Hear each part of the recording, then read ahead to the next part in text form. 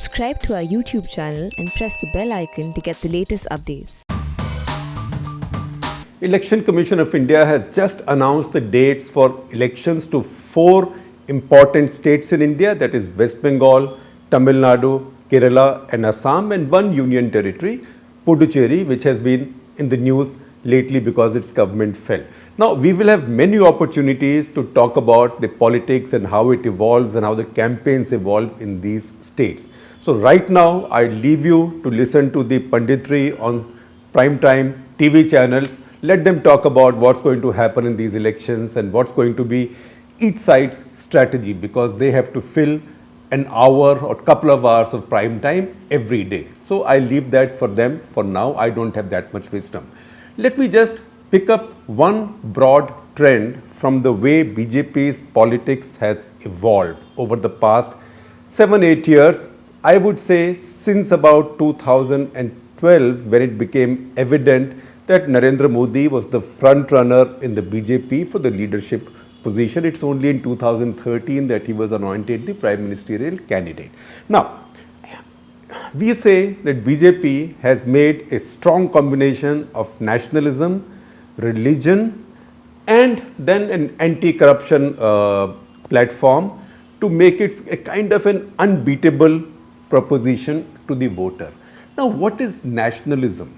So, if you ask people generally, Modi believers would say nationalism is nationalism. I believe in Bharat Mata, I believe in Mother India, Vande Mataram, India. Where is the debate? If you ask Modi critics, they will say, oh, what is Modi's nationalism? It is only Hindu nationalism or Hindutva nationalism. So he has redefined Indian nationalism as Hindutva nationalism. Both have some truth to what they are saying, both the Modi fans and the Modi critics. But the reality is, or the sum total of this is a bit more complicated and nuanced. Because what he has built and what he and Amit Shah, because Amit Shah also must get the credit for this, what they have built is a Hindutva version of cultural nationalism. So while there is a strong sense of Hindutva or a flavor of Hindutva underlying everything, that I don't think anybody in the BJP would dispute, but there is also a very strong, a very dominating element of culture there. And you see how culture works, because even religion comes from culture. Religion leads to culture, culture leads to religion. That's one thing. But there are many other aspects of religion. To tie that into your nationalism or to tie that into your sense of identity is also political craft. So in India, there are so many communities. India is the most diverse country in the world. In fact, a Muslim in Western UP is very different from a Muslim in Eastern UP, is very different from a Muslim in Tamil Nadu or in Kerala or other parts of the country, because your food is different, your language can be different, your attitudes can be different, and so on and so forth, and your political preferences can be different. Similarly, people, if you say Hindus, now Hindus have caste divisions, even Muslims have caste divisions. Christians also still carry caste divisions. So every Indian, in many ways, India must have thousands of groups or cohorts of Indians who define their primary identity either as a Tamil or as a Bengali or as a Dalit, or among the Dalits a Jatav or a Valmiki, etc., etc. So we have multiple denominators of identity. Those denominators of identity can also create small vote banks, and that is how many community-based parties have come into being in India. They're very strong with their vote banks. What the BJP has done is, BJP has tried to reach out to the cultural icons of each of these communities and try to honor them, try to essentially, I don't want to use the word hijack, but trying to adopt them and take them away from these smaller parties which might be built around those identities. Now see what BJP is doing in these state elections, and as this campaign goes on, you will see a lot more of this happening. You will see this happening more in Tamil Nadu. I'll talk more about West Bengal, a bit about Tamil Nadu, but you will also see this happening in Kerala and in Pondicherry and Assam. Now, if you see West Bengal, see what has the BJP been doing. BJP does not have much of a tradition in West Bengal. The most significant leader it can claim to have produced in Bengal was Shyama Prasad Mukherjee, who passed away in early 50s. So he hasn't been there for a long time. Most of the voters today in Bengal can't relate to him. But BJP also knows that Bengal has many icons who tend to be cultural icons. They are not necessarily religious icons. So while on the one hand you might talk about Vivekanand, but you also have Prosenjit Chatterjee, the actor who also played Netaji in the movie. So on the 125th birth anniversary celebrations of Netaji, which the Prime Minister presided over, they made sure that Prosenjit Chatterjee was present there, and his pictures and videos were then prominently displayed everywhere. Similarly, to underline that point even more, that connect with Prosenjit Chatterjee, who is a cultural icon, Anirban Ganguly, who is the head of Shyama Prasad Mukherjee Research Foundation. He met him in the presence of cameras to present him a copy of the book he had written on Amit Shah. So, Prosenjit Chatterjee is not joining the BJP, but BJP is trying to basically adopt a local cultural icon that did not belong to it. So it would not let a regional party or a rival to have exclusive ownership of the state's cultural identity. Similarly, Mithun Chakrabarti in the past joined politics, TMC, Mamta's party, then left, but he is now getting visits from top BJP leaders. If nothing else, they call it Jan Sampark Abhiyan to say that we are not unacceptable to your cultural icons. It's all very well thought out. Saurav Ganguly fell sick. I'm a fan of his. I have his number. I might have sent him a little text message. So to that extent, any fan would reach out or any friend would reach out because Saurav Ganguly was a great sporting icon. He still is. He's now the BCCI chairman, but he got calls personally from Narendra Modi and Amit Shah, and these were well publicized. So one more cultural sporting icon from West Bengal. Then Prakash Javadekar around the same time went to Kolkata. He held a meeting of Bengali intellectuals, and because he's also INB minister, that meeting also was attended very well by personalities from Tollywood or Bengali film industry. So once again, this is the same effort to adopt the cultural icons or co-opt the cultural icons. In his speeches, the Prime Minister made another very interesting mention, because you have to listen to these things very carefully, because he plans his speeches, or whoever does it for him plans his speeches very well. So in his speeches, he's been talking about the house of Bankim Chandra Chattopadhyay. Bankim Chandra Chattopadhyay, as we know, was the poet who wrote Vande Mataram. Now Vande Mataram is our national song. It is also, for the BJP, it has a special meaning, and the RSS, given half a choice, they would have preferred that to Jan Gan Man, also written by a fellow Bengali. So his house is lying in dilapidated condition, as many other houses of greats of the past in our country. So Narendra Modi not only said that this house was lying in a dilapidated condition and Mamta Banerjee was responsible for it, but he also imputed a motive for it. And he said that this is because Mamta Banerjee has a tendency to go towards appeasement, to prefer appeasement over patriotism. As if, so see the subtext there. The subtext there is, because he wrote Vande Mataram, and because Muslims, a lot of the Muslims in India do not want to sing Vande Mataram, because they see that this has, in their view, in their conservative Muslims' view, this reflects idol worship in some way. He's saying that Mamta Banerjee has deliberately not looked after Bankim Chandra Chattopadhyay's house. Now that may be right or wrong, it doesn't matter. It is politics. So in politics, he is now challenging his rival with her own voter basis cultural icons. Similarly, B.C. Roy. Now Dr. B.C. Roy is actually a former great of the Congress party. The beauty of the Congress party in Nehru's times was that in most of the states where the party ruled, it had a Dada leader. Pratap Singh Caro was there in Punjab. B.C. Roy was there in Bengal. I'm just looking at two extremes. There was Chaleha in Assam. Everywhere there was a giant of a leader from the Congress party. But no longer now. So he has also co-opted B.C. Roy.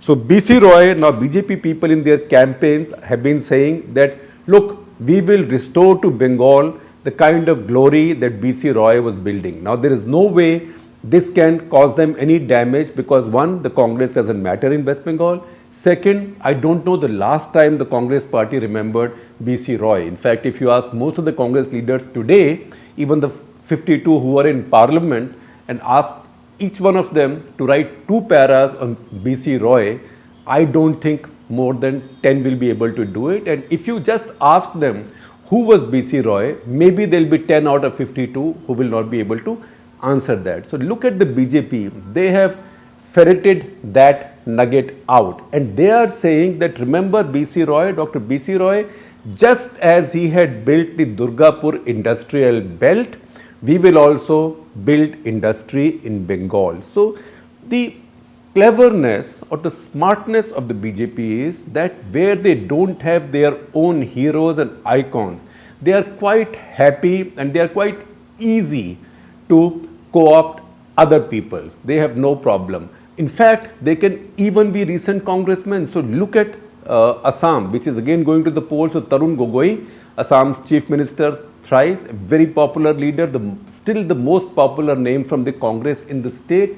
His son is a key figure, Gaurav, with the Congress party in the state. So this year's Padma Awards list, Tarun Gogoi got a posthumous Padma Bhushan. So that is to tell the people of Assam that see, we also honor the people of Assam even if they are from opposing parties. So the Shah Modi BJP will reach out to every hero, star, icon, role model of all other parties as long as they are not one of the Gandhis. That's very simple. So in this case, Tarun Gogoi gets a Padma Bhushan.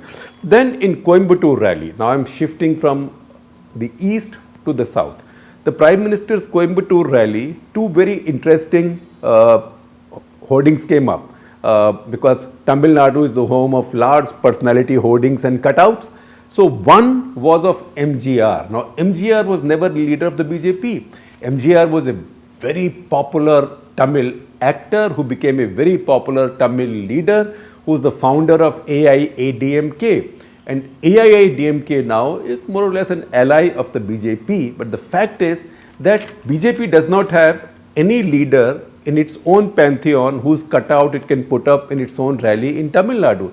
So they put up MGR's rally. Today they are allies, so AIADMK did not complain too much. But earlier in BJP's video promotions or video advertisements or publicity, they were using MGR's pictures and videos, and AIADMK had protested. But nobody can claim copyright on a leader because anybody who wants to use a leader as for inspiration or for aspiration can do so. So BJP did that, but the important thing is even more fun thing besides the use of MGR's cutout was one of K. Kamraj. Now who was K. Kamraj? K. Kamraj is a former giant of the Congress party. I would say that he was the last Congress president, a non-Gandhi Nehru Congress president who had the real power of a Congress president. You can Google Kamraj plan, we'll talk about it some other day. He had the Kamraj plan which sent many ministers home in mid-60s because he wanted to clean up the Congress and bring in fresh blood into the central cabinet. He sent many big leaders to their states. He was the last Congress leader to have won an election in Tamil Nadu. So a dyed in the wool congressman. You cannot find a more pakka congressman than Kamraj. But what happened? There was a portrait of Kamraj, a cutout of Kamraj as well at this rally. So there were protests by Congress and others. But why should the BJP care? And the BJP chief in the state actually put it in perspective. He said that when Mrs. Gandhi split the Congress in 1969, Kamraj was left in what was called as Congress organization. He went to the other side. So Kamraj and Rajaji, who was also from Tamil Nadu, Rajaji and Kamraj both joined hands with the anti-Indira Gandhi coalition or Gathbandhan, which also included the Jansangh then. So he says that, look, later in his life, he was more a partner of ours in the Congress parties. How can they complain? And then he also goes on to mention that later, when the Janata Party was founded after the emergency, then Congress O, to which Kamraj had gone, that was Congress organization, the original Congress, that also merged in the Janata Party. So he's more our icon than the Congress parties. Now, Congress party can kick itself for not talking enough about Kamraj, but that is the story of the Congress party.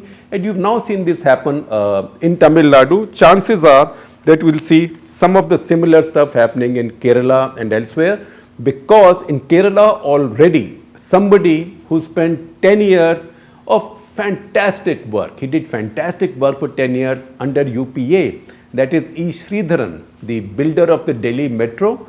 Again, a figure who's trusted as much in infrastructure building as, say, APJ Kalam is in the world of science or defense, etc.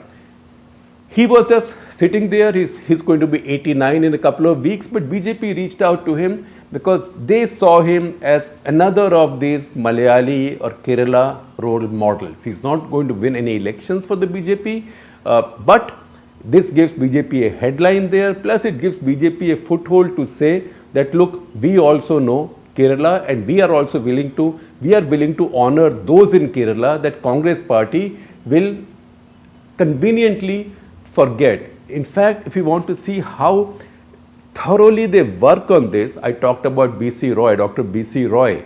Now, Dr. BC Roy, you might say that this is the election campaign, so BJP is mentioning his name. It's not such a smart thing, but remember, July 1 is the Doctors' Day, National Doctors' Day. Last July 1, 2020, on the Doctors' Day, Narendra Modi, in his speech, paid tributes to Dr. BC Roy. So this thought process had been on since then. So next time we say that BJP plays total politics, you should know what we are talking about. Now, you want to establish this trend and want more examples. I can give you more examples, but I will stop at just one more larger example. Look at Uttar Pradesh. In Uttar Pradesh, there is a community called Rajbhars. Rajbhars are an OBC, other backward caste. Of the overall vote in Uttar Pradesh, they are just about 3%. 3%, why bother about 3%, but not the BJP. Now, Rajbhars are spread out all over the state, but in 19 assembly constituencies out of 425, they are more than 18% of the voters. These are mostly in eastern UP, which is also very important for Yogi Adityanath. So, they are in greater numbers, say in the districts of Balia, Bahraich, etc. But in eastern UP, in 19 assembly constituencies, they are 19%, 18%. Now, BJP had earlier brought them into the tent by signing up on a coalition with the Rajbhar party. So the Rajbhar party was headed by a man called Om Prakash Rajbhar. His party is Suheldev Bharatiya Samaj Party. Suheldev, as we know, Maharaja Suheldev is a legendary king of 11th century, and the story is that he had defeated an army led by Ghazi Sayyid Salam Masood, a nephew of Mahmud of Ghazni. That is something that Amish Tripathi has written a book about recently. Now, this community draws its inspiration from Suheldev. This leader, Om Prakash Rajbhar, broke away from the BJP because he wanted more from the party. he had a ministry in Yogi cabinet, but Yogi cabinet being a minister doesn't mean that you have much power. So he left and his party has now signed up with an alliance with Aam Aadmi Party and Asaduddin Owaisi's party. It's now called Bhagidari Sankalp Morcha. Now BJP is not letting go of the 3% vote of the Rajbhars either. So what has the BJP done? The Prime Minister just the other day, virtually on video, laid the foundation stone of a tourist circuit around Maharaja Suhel Dev's history, a museum, promised a medical college in his name in Bahraich, and many other things. So this tells you once again that this is a party that is thinking deep. Another Rajbhar called Anil Rajbhar has now been made a member of Yogi Adityanath's cabinet.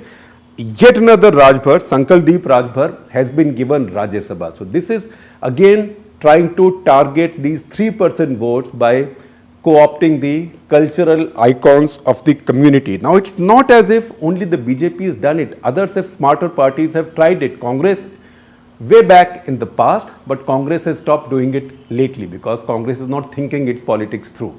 But others, say Kashiram for example, Kashiram knew that these communities have to be brought in. So he talked about Mauryas, Bhils, Rajbhars, but basically he and Mayawati built statues for them but didn't do very much more. But see, people who know politics know what's going on. So what has Mayawati done now? She has removed her party chief in Uttar Pradesh, who was a Muslim, and in his place, her chief was Munkad Ali. She has removed him and she's replaced him with Bhim Rajbhar, because in a split election like Uttar Pradesh, even 3% matters. That is how politics is played. She might be doing it by taking people from this community into her party and demonstrating that she's giving them power, but BJP's method is cultural icons. So that is the larger story that I wanted to explain to you on how BJP's politics is built. Having said that, just two things before I conclude. First of all, I told you about our 50-word edits. Now there's been a lot of discussion on the pitch at Ahmedabad. So please read our 50-word edit on the pitch. And therein lies one of my pet peeves. My pet peeve is now back foot has been made out to be a bad thing. So and so pushed on the back foot. Oh, the back foot pe ho gaya. It's as if you're on the back foot, you are on the defensive. So first of all, I'd say anybody who thinks that being on the back foot is only being on the defensive, you should remember Virender Sehwag and his uppercuts. But that besides, this comes from an environment in which there is too much domination of pace bowling. Because if you know how to play spin, then you know one of the methods of playing spin was to respectfully go forward, go on the front foot, bend your bat and smother the spin. Then it didn't matter if the ball turned or not or how much it turned.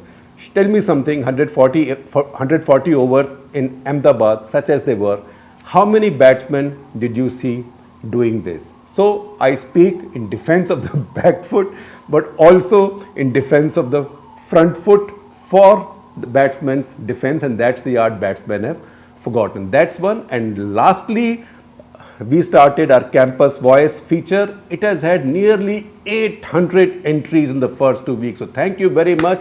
I applaud all of you young people, and we've got so many good opinions. We don't know how many we can publish. There are prize winners who you keep seeing, and you'll see the second week's prize winners on the screen. But what we have done is, like the armed forces has mentioned in dispatches, so we have published the entire list of all those who sent entries along with their institutions on our website, and I'm sharing the link with you. So please keep sending these articles. We'll also find a way of publishing more of these as we go ahead. So please, this 800 has now to become several thousand every week.